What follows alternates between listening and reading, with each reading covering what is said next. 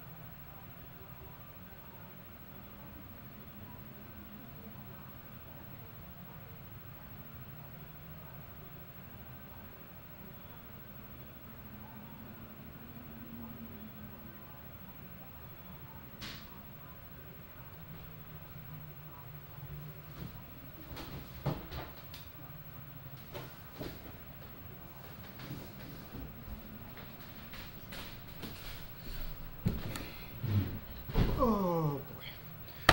I wasn't sure whether or not I should do Armenia or what's the other faction? Boy.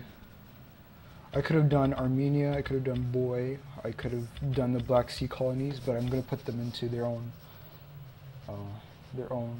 category. I should have had Athens, Sparta, and Epirus done all on the same stream, but I'll do these two in another stream. I gotta remind myself. And then I have to do Black Sea, the Pirates and Raiders, which I've done 2 already. I haven't done this one. I might just do an overview. Since nobody's watching, it doesn't really matter. I also wanted to cast a replay this morning because I'm gonna be gone for about 45 minutes. But I'll be back after that. And then for the rest of the day, I'll be doing gameplay and replays. I may even try to find another replay of me playing as Armenia. But I wanted to start today's stream with just going over Armenia and how they're different from Parthia, because the two factions are quite alike, but they have some substantial differences. If you were to just do a quick overview, like just look at the units, you notice that they have less cavalry choices. And if I'm correct, these guys aren't super... No, they are super heavy. So they did update Armenia a little. So Parthia isn't the only faction that has a super heavy missile cav unit. Alright. My mistake. However, like I said, they have less cav options. However, from a glance, they have stronger infantry. So let's begin. Armenia is an eastern faction. It stems off from Parthia. It was under Parthian rule and under Roman rule. However, I think in-game they break off from Parthia, because in, I believe it's Emperor Edition, they are a satrapy to Parthia. However, you can also play as them in the Imperator Augustus campaign. Where are they? Here. Like, they used to be an empire, however they were subjugated, I believe, by the Lewteds. And in Imperator Augustus, they end up becoming free. But anyway, back to the units. Oh boy. Very first general unit for Armenia is the Noble Spearmen. They're basically a veteran Hopute unit. Well, I wouldn't consider them a veteran Hopute unit. They are barely better than Hoputes when it comes to melee attack and melee defense. However, they do have a pretty nice charge bonus. Still have a good bonus versus large. Have 85 armor, 60 health, and 60 morale, and they have frenzied charge like the Bactrian Noble, the Bactrian Royal Guard. Azat Knights I have not gone over before. The Lewteds have Azat Knights as well. They have 51 melee attack, 29 weapon damage, 15 bonus versus large. I believe these guys are better than Praetorian Cav, which would make them perhaps one of the best melee Cav in the game. Anyway, they have 40 charge, 55 defense, 70 armor, 105 health, 65 for the man, 40 for the mount, and 60 morale. They also have expert charge defense, which you don't see often in melee Cav. I will accept noble horse. Anyway, Royal Cataphracts I've gone over yesterday. You go to melee infantry, I've already went over hillmen. Axemen I haven't gone over, but they're just a better version of hillmen. As their name implies, they wield axes, so they have 26 weapon damage as a base, 10 armor piercing, 16 base damage, 36 melee attack, no bonus versus infantry, 22 charge, 49 melee defense, 75 armor, 50 health, and 50 morale. If you watch some reviews on factions like Armenia or any faction that has an axe unit, you'll notice that at least one that I've seen, you benefit from using these guys. You can use them at the rear of an army, like if you're fighting somebody frontally and then using these guys to hit the back of them. However, it came to my attention that when I was watching one, the person used, well, I don't think he used Armenia. He used, I think, the barbarians, and he demonstrated that you can use a unit that has high melee defense, like noble spearmen, for example, and then you can use them to hold off a sword unit initially, and then use axemen to charge behind your spear units, so that eventually these guys will cut their way through and then start dealing some damage. Apparently it's worked, however I cannot confirm whether or not this is a viable tactic. Currently axemen I have not gone over either. Again, they are a better unit than axemen.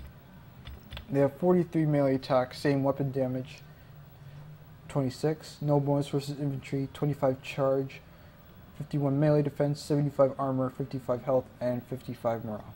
I believe these guys are the best axemen in the game. They are available to Armenia. I think that's it for availability in multiplayer. I'm pretty sure Pontus does not have them. However, I could be wrong. Oh wait, no, Colchis has them. Colchis has them as well. It's just that sometimes I forget. They have the same melee infantry build as Armenia, but I'll get to them later. Well, I'll get to them in another day, actually. You go over to spear infantry. I've gone over Eastern spearmen, Persian hoplites, and noble spearmen. Not the best. Like, they don't have the best infantry versatility when it comes to numbers. However, noble spearmen and Kartli axemen are pretty nice to have in your army. Missile infantry, I've gone over all of these units. They have less missile infantry than Parthia, rather. That's for sure. Shock cav. Overall, they have the same shock cav. However, they have Persian cavalry as well. Persian cavalry are a cheap but still effective shock cav. You probably will want to bring these guys because they're not, even though they're not cataphracts and they do not have trample, they're still useful. It's just that they, instead of having like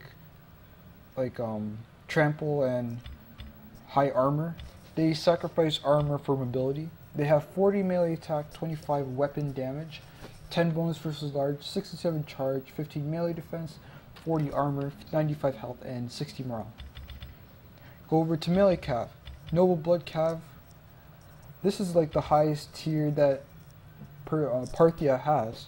Then you move over to Cappadocian Cav, which I believe I went over already, and I went over Azat Knights. Missile Cav, Horse Skirmishers I've gone over, Horse Archers I've gone over, Armored Horse Archers I've gone over, and Noble Horse Archers I've also gone over. However, I thought that the Armenian version was different. However, this one is the exact same as the Parthian. When it comes to artillery, nothing special. So what's this faction's strength? Just like Parthia, they rely on cataphracts. However, because of the Persian Cav, they have a weaker but somewhat similar alternative, and they're cheaper as well. When it comes to melee Cav, they have Azat Knights. Lewted have them as well, but they do not have Royal Cataphracts or Eastern Cataphracts. Instead, they have Hellenic Cataphracts. They have Noble Horse Archers, which means that you can use these guys frontally against, I believe, all foot missile infantry except javelins. I would not recommend you guys to get into javelin range with any missile cav, and I always recommend that you keep these guys in skirmisher mode and mobile, because even though they have a pretty good melee attack and weapon damage, compared to like Noble Blood Cav, it's nothing. Most melee cav will have better melee attack as a base, but also consider that they have bonus versus large, whereas no missile cav will have bonus versus large. They have a stronger infantry core, like I mean slightly stronger, but an extra unit of axemen. Axemen, like I mentioned, are always good at the back of when they're hitting the rear of your opponent. However, sometimes you can't. So sometimes you have to use them at the back of your spear infantry. These guys can do wonders if you charge frontally into a weak center. Like for example, if somebody brings naked spears and puts them into the front of their army, that's dangerous. They can be charged easily by not only cataphracts but even Persian cav. So this faction's strengths, as I just went over, are their cavalry once again. Their weaknesses, just like Parthia, is that they lack the same melee slash spear infantry core as other factions. Colchis also suffers from that, but as you can see, they have about the same units. But yeah, that's just basically what it is. They rely more on shot cavalry and heavy cavalry, heavy melee cav as well, but while they lack in melee infantry and spear infantry. That's about it for Armenia. Like nothing, like they're slightly different from Parthia, but they still, like if you use Parthia a lot, you'll like these guys just as much. That's it. With that done, I want to see if I can find a replay in which I played as Armenia, besides the one I casted yesterday, because that was kind of boring. If not, then what I'll do is I will just play a game with Armenia. I mean, you could charge frontally into any unit that has about 60 armor or less with Persian cav. However, when it comes to spears, you have to be careful because spears can brace better than swords. Granted that they're in a formation that helps them brace better. Pikemen brace the best, and then followed by spears and swords. However, spear infantry will still die pretty quickly to swords. It's just that when it comes to cavalry, they can brace better. And it's not because of the bonus versus cav. That comes into effect after they charge. However, most spear units will have, most high tier spear units will have expert charge defense, whereas sword units won't. So, let's look. I believe the last replay was called the 36th. No, it wasn't. Okay, so it was the 50. Yeah, it was this.